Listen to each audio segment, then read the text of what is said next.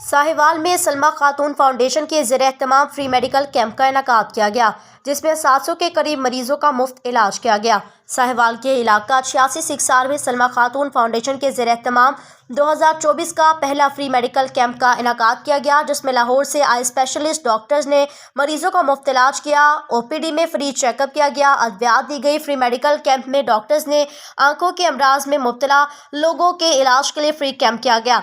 आपको बताएं कि जिसमें 700 से 800 मरीजों की आंखों के अमराज का मुफ्त इलाज किया गया। जिन मरीजों की आंखों में लेंस लगाए जाने थे वो लगाए गए। मुफ्त एनके फराम की गई। फ्री अद्वियात भी मुहैया की गई। आई कैंप में आने वाले तमाम मरीजों को फ्री चेकअप किया, इनका मुकम्मल इलाज किया।